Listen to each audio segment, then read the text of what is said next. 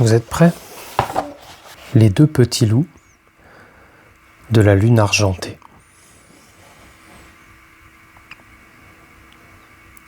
Il était une fois, dans un village entouré d'une immense forêt, une grande sœur de 9 ans nommée Zoé et son petit frère de 3 ans nommé Tom. Ce soir-là, la lune brillait si fort qu'elle éclairait presque toute leur chambre. Zoé était déjà sous sa couverture. Tom serrait son doudou contre lui. Tout était calme, très calme, peut-être même un peu trop calme.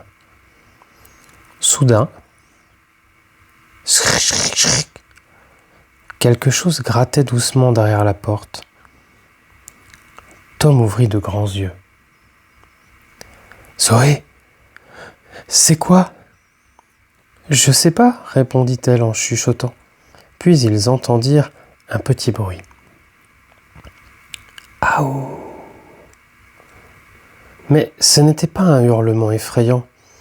C'était plutôt un hurlement qui ressemblait à une chanson. Zoé se leva doucement. Elle ouvrit la porte. Et là, elle éclata de rire. Tom éclata de rire aussi. Car devant eux se trouvait un minuscule louveteau gris. Pas plus grand qu'un chat, avec de très grandes oreilles et de très grosses pattes. Et surtout, une énorme feuille coincée sur le bout du nez. Chaque fois qu'il soufflait pour l'enlever, la feuille tournait et revenait exactement au même endroit.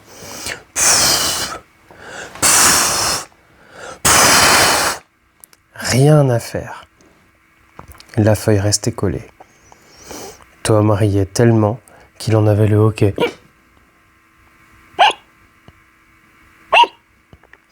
Le petit loup finit par s'asseoir, vexé. Zoé lui retira délicatement la feuille. Voilà. Le louveteau sourit. Enfin. Autant qu'un loup puisse sourire. Puis il leur fit signe de le suivre. Le petit loup descendit l'escalier, traversa le jardin, passa sous la clôture et s'engagea dans la forêt. La lune éclairait le chemin. Les arbres semblaient danser doucement dans le vent. Et soudain, les yeux de Zoé commencèrent à picoter. Oh, les mains de Tom aussi. Leurs oreilles se mirent à les chatouiller. Leurs nez frémirent. Leurs cheveux brillèrent d'une étrange lumière argentée. Et pouf! Zoé se transforma en une magnifique louve blanche. Tom devint un adorable petit loup brun aux oreilles toutes rondes. Tom regarda sa queue, puis sa queue remua toute seule. Alors, il se mit à tourner en rond pour l'attraper. Encore, encore et encore, jusqu'à tomber dans un tas de feuilles. Le petit louveteau éclata de rire. Zoé aussi, Tom aussi. Même les arbres semblaient rire. Le petit groupe continua sa route. Au bout d'un moment, ils arrivèrent dans une clairière. Mais ce n'était pas une clairière ordinaire. Au milieu se trouvait un arbre gigantesque.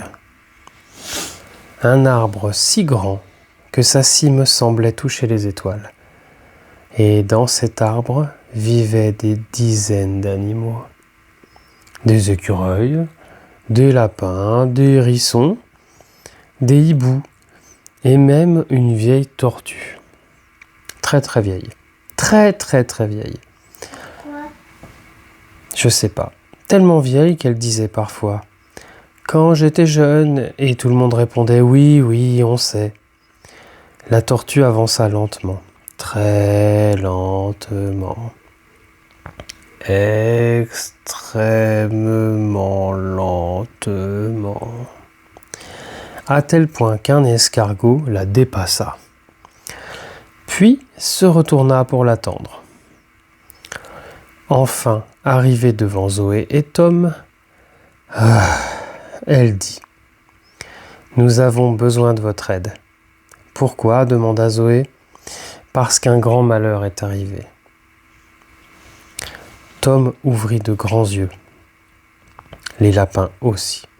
Les écureuils aussi. Même les hiboux semblaient inquiets. Les hiboux ? Les hiboux. Quel malheur ? Demanda Tom. La tortue prit une grande inspiration. Quelqu'un a volé. Elle fit une pause dramatique, très dramatique. Puis elle annonça. Le gâteau aux myrtilles de la fête de la lune. Un silence terrible s'abattit sur la clairière. Puis, un lapin murmura. Le gâteau ? Oui. Celui avec la crème ? Oui. Et les myrtilles ? Oui. Tout le monde poussa un cri horrifié. Tom semblait lui aussi très inquiet. Après tout, un gâteau aux myrtilles, c'est important. Les deux petits loups acceptèrent immédiatement la mission. Ils suivirent les traces du voleur. Les traces traversaient la forêt, passaient entre les fougères, contournaient un ruisseau, puis menaient jusqu'à une petite grotte. Zoé s'approcha. Tom s'approcha. Le petit louveteau s'approcha. Ils regardèrent à l'intérieur. Ils découvrirent un énorme ours, endormi, profondément endormi, très profondément endormi. Et à côté de lui, le fameux gâteau, presque intact, sauf un tout petit morceau.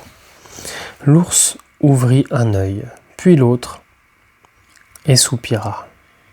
« Oh non, je savais que quelqu'un finirait par venir. »« C'est toi qui as volé le gâteau » demanda Zoé. « Oui, mais je peux expliquer. » Alors l'ours raconta son histoire. Et il n'avait pas voulu voler. Il s'était perdu dans la forêt, et il avait très faim, et surtout, il était très triste. Car personne ne l'invitait jamais aux fêtes. Tom réfléchit, puis il dit « Mais pourquoi ? Parce que je suis gros, et que parfois je casse les chaises. » Zoé réfléchit aussi. Puis elle répondit « Ça n'a rien à voir avec être un bon ami. » L'ours cligna des yeux. Personne ne lui avait jamais dit ça. Alors, Tom eut une idée. Une excellente idée. Une idée de 3 ans. Donc forcément un peu étrange. On n'a qu'à prendre une très grosse chaise. L'ours éclata de rire. Zoé éclata de rire. Le petit louveteau éclata de rire. Et quelques minutes plus tard, tout le monde repartait ensemble vers la clairière. Quand ils arrivèrent, les animaux observèrent l'ours. L'ours observa les animaux. Personne ne parla. Puis la vieille tortue déclara « Bon, qui veut du gâteau ?» Et immédiatement toute la forêt se mit à applaudir. « Bravo, bravo, yes !» Le gâteau fut partagé et l'ours reçut la plus grande part. Tom en eut plein les moustaches, Zoé aussi un peu. Le petit louveteau en avait même sur les oreilles. Cette nuit-là, les animaux chantèrent, ils dansèrent, ils rirent, et l'ours découvrit qu'il avait désormais beaucoup d'amis. Puis, la lune monta encore plus haut dans le ciel. Il était temps de rentrer. Zoé et Tom reprirent le chemin de leur maison. La forêt devint silencieuse. Le vent soufflait doucement.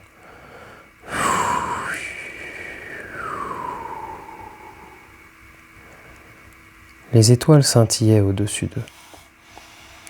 Et peu à peu, leurs pattes redevinrent des pieds. Leurs queues disparurent Leurs museaux redevinrent des visages d'enfants. Lorsqu'ils retrouvèrent leur chambre, le petit louveteau les regarda une dernière fois. Puis il fit un petit salut et repartit dans la forêt, avant de disparaître. Et il lança un dernier « Aouh !» Un hurlement joyeux, un hurlement d'amis. Zoé et Tom se glissèrent sous leur couverture. Leurs yeux commençaient à se fermer, très doucement, très très doucement. Et juste avant de s'endormir, ils eurent la même pensée. Peut-être que les vrais courageux ne sont pas ceux qui se battent, mais ceux qui savent accueillir quelqu'un qui se sent seul. Et sous la lumière de la lune argentée, les deux petits loups s'endormirent paisiblement.